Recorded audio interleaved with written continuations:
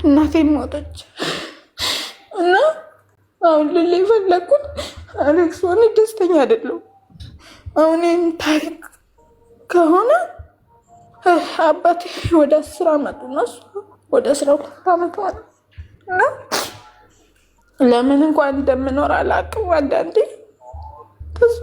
ተስፋ ቆርጣለሁ። ለምንድን ነው የምኖረው? በቃ በፊት አላማ ነበረኝ። አድጌ ተምሬ እንደዚህ ባደርግላት ቢያንስ በቃ ልብስ ብቀይርላት ብትመርቀኝ በቃ ማንኛውም ልጅ እንደሚመኘው ምኞቴ ነበር፣ ግን አልሆነም። ከዛ በኋላ ብዙ ነገሮችን አይቻለሁ። ስደት ሄጄ ብዙ ነገር ተምሬ ነው የመጣሁት። ለምን እኔ ልክ እነሱ በሞቱ በ3 አመቱ ምናምን እንደዚህ ቤይሩት ሄድኩኝ። ቤይሩት ሄጄ በቀልን ነበር ማስበው። ያንን አባቴን የገደለውን የቤታችን ሀዘን ዋና የሆነውን እሱን በቃ ከፍሎ ማስገደል ምናምን ነበር ማስበው ማለት ነው። እና እንደዛ እያሰብኩ አስበው ሄጄ 1 አመት ተኩል ኮንትራት ሰርቼ ከዛ ጠፋሁ። ጥሩ ስላልነበሩ ሰዎች ፓርታይም እየሰራሁ ስለ በቀል አስባለሁ። ወጥቼ እየገባሁ ማለት ወጥተን ስንገባ ምን እንደሚያጋጥመን አልናቅም እና ስለ በቀል ነው የማስበው። ብር አጠራቅሜ በአሁኑ ሰዓት እኮ እንደዚህ ከሰጠኸው ሰው የሚያጠፋበት ዘመን ነው እና እንደዚህ እያሰብኩ 2 ከመኪና አደጋ ማለት ነው 2 ከመኪና አደጋ ተረፈ። እንደዚህ እግሬ ጋር መጥቶ ቆመ ሊገጨኝ የነበረ መኪናና ምን እያሰብኩ ነው አልኩ። አንዴም እንደዚህ ፓርታይም ሽንት ቤት እያጠብኩኝ ሻወር የሚወስዱበት መስታወት ላይ ተሰበረ እና እጄን ቆራርጦኝ ምናምን እንትን አልኩኝ። ከዛ በኋላ ስለ በቀል አቆምኩ። በቀል እኔ ነው ይላል መጽሐፍ ቅዱስም እና እግዚአብሔር ነው በቀልን የሚበቀለው። ግን አሌክሶ እኔ እንትን ከሀዘን መውጣት አልቻልኩም። አሁን ለሰው ስትነግረው የ12 አመት ታሪክ የ10 አመት ታሪክ ይላል እንደ ሰው። በእርግጥ ያው ሃይላይቱን ነው እንጂ ሰው የውስጥህን እንትን አይልም እና በጣም ነው የሚጎዳው። የሆነ በቃ ከዛ አይምሮዬ ከዛ ሊወጣ አልቻለም። ወደፊት አቅዳለሁ ግን መልሼ ይዘው ነው እነሱን ነው ማስበው። በቃ እግዚአብሔር እኮ አድርጓል። መቼስ የእግዚአብሔር ፈቃድ ባይሆን ምናልባት ጋሽም ተመቶ ይድን ነበር፣ እሷም ታማ ትድን ነበር።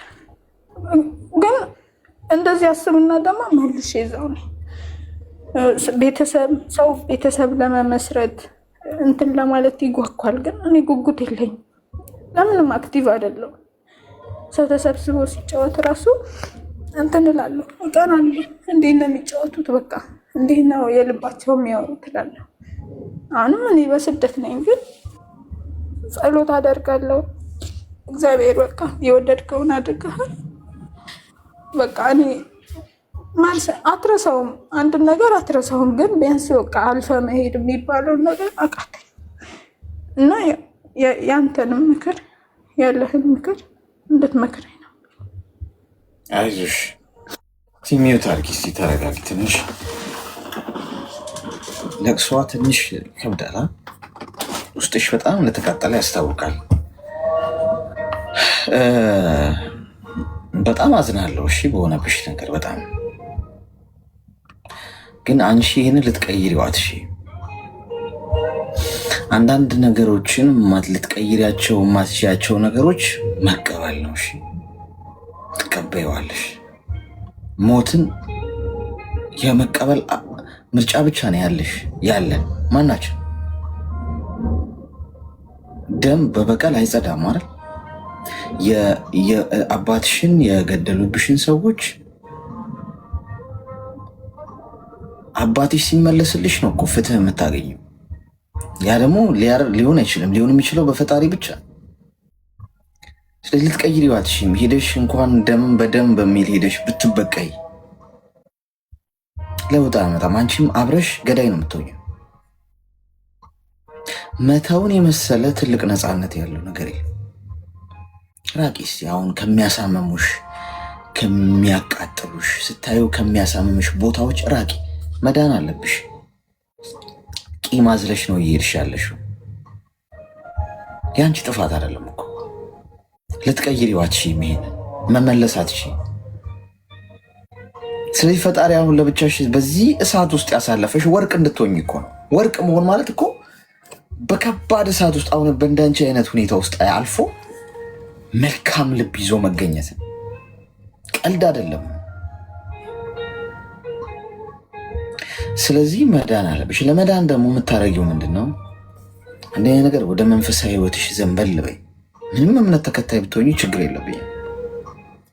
የምታምኘው እምነት በጣም ትልቅ ፓወር ያለው እዛ ጋር የመዳን ሁሉም ነገር እዚህ ምድር ላይ የሚካሄዱት ነገሮች በሙሉ ከንቱ እንደሆነ ነው የምታውቂው። ያኔ እንኳን ልትበቃ ይቀርቱ። ሁለተኛ ከዛ አካባቢ ይሄ አባትሽን ከገደሉ ሰዎች፣ እናትሽን ካጣሽባቸው ቦታዎች፣ ሁኔታዎች፣ ሰዎች ያንን ከሚያስታውሱሽ ነገሮች ራቂ። አሁን እነዚህ ነገሮች በሙሉ ስታደርጊ ከጭንቅላትሽ ልታጠፊዋት ማጥፋት ላይ አትታገይ። ብዙዎቻችሁ ለመርሳት ስለምትሞክሩ ነው የምትሰቃዩት። ለመርሳት ለማጥፋት፣ ፍቅረኛችሁን ለመርሳት፣ የሞተባችሁን ሰው ለመርሳት፣ የተበላሸባችሁን ነገር ለመርሳት አትሞክሩ። መርሳት የሚባል ነገር የለም ጓዶች፣ ማዳን ነው። ጭንቅላታችሁ ውስጥ እንዳለ ማዳን። ጠባሳው ይኑር ግን ይዳን። ሰው አያምሽም። ሁሌ የምሰጣችሁ ምሳሌ አለ። እሳት የፈላ ውሃ ተደፍቶብሽ ሰውነትሽ ቢቃጠል፣ ለምሳሌ እዚህ ጋር ይሄ ጠባሳ ይኖራል ለአመታት፣ 10 ዓመት፣ 15 ዓመት፣ 5 ዓመት፣ የዛሬ 5 ዓመት ስታየው ጠባሳሽ ለሰው ስታሳዩ ምን ሆነሽ ነው ሲሉሽ፣ የዛሬ 5 ዓመት እኮ እሳት አቃጥሎኝ ብለሽ እየነካሽ ታሳያቸዋለሽ። ግን አያምሽም። ስቲል ግን ምልክቱን ትቶ ሄዷል። ጭንቅላትሽ ውስጥ ከባድ ጠባሳ፣ አሁን ከባድ ቁስል ነው ያለው። ቁስሉ አልዳንም። ለዛ ነው እያመመሻል። ስቲል እያለቀሻለሽ። ለዛ ነው ቢድን ኖሮ አታለቅሽም። ቢድን ኖሮ ጠንካራ ሆነሽ ነው የምታወሪን የነበረው። ስላልዳና አሁንም ድረስ ስታወሪ ተናነቀሻል ጉሮሮሽ ላይ። አሁን የተፈጠረ ያህል ያምሻል። ስለዚህ ማዳን አለብሽ። ሲድን ኖርማል ነው የምትሆኘው። የምታድኙ ደግሞ አንደኛ በመንፈሳዊ ህይወትሽ አክሜ፣ መጽሐፍ ቅዱስ አንብቢ። ክርስቲያን ከሆንሽ ትልቅ ፓወር አለው። ያ የምሬ ነው የምነግርሽ። የምን እምነት ተከታይ ብትሆኑ በምታምኑት እምነት ወደ መንፈሳዊው ወደ ስፒሪቹዋሉ ዓለም ትንሽ ዘንበል ስትሉ በጣም ፋስት መሆን አይጠበቅባችሁ፣ ግን ወደዛ ትንሽ ዘንበል ስትሉ ሰላም ታገኛላችሁ። ህመማችሁን ታስታግሱታላችሁ። ብርታት፣ አቅም ይሰጣችኋል። ለሰው የማይቻል ነገር ለፈጣሪ ይቻላል አይደል? እኛ የከበደን ነገር ከአቅማችን በላይ የሆነውን ነገር ይዘን ብንሄድ እሱ ጋር ለእሱ በጣም ቀላል ነው። ግን እኛ አንፈልግም። ተሸከመ ነው እኛ ራሳችን ካልገፋ ነው ብለን ከአቅሜ በላይ የሆነውን ነገር ባይዞ አልታገልም። የምሬ ነው ብላችሁ እኔ ፐርሰናል ብትጠይቁኝ ከአቅሜ በላይ በጣም ከሰው አቅም በላይ የሆነውን ነገር በቃ አልቻልኩም ብዬ ነው መሰጠው። እሱን ይፈልገዋል ልባችን ወደዛ እንዲሄድ። አለመቻላችንን አውቀን ይሄ አንተ አቅም የሚፈልግ ነገር ነው ብለን መስጠት። ጸሎት አድርጊ። በጣም ጎበዝ ሰው ሁኚ፣ ጠንካራ ሁኚ። እናትና አባትሽ በጣም ጠንካራ ሴት ሆነሽ ማየት ነው የሚፈልጉት የነበረው። እሱን ያቺን ሴት ስሪያት። በወርቅ እንደ እሳት በወርቅ ውስጥ የተፈተነች ሰው ሆነሽ ቁሚ። ልክ እንደ ወርቅ ሁኚ። ወርቅ ትወጃለሽ? ወርቅ እኮ ደስ የሚል ነገር ነው አይደል? ግን ስታረጊው ያምራል። ጣትሽ፣ ቀለብሽ፣ አንገትሽ ላይ ስታረጊው ምናምን ያ አንገትሽ ላይ ያረግሽው ወርቅ፣ ጣትሽ ላይ ያረግሽው ወርቅ ግን በእሳት ተቃጥሏል፣ በእሳት ቀልጧል። በእሳት ውስጥ ተፈትኖ ተቃጥሎ ቀልጦ እንደገና ተሰርቶ ነው። ግን ስቲል ወርቅ ስቲል ያምራል።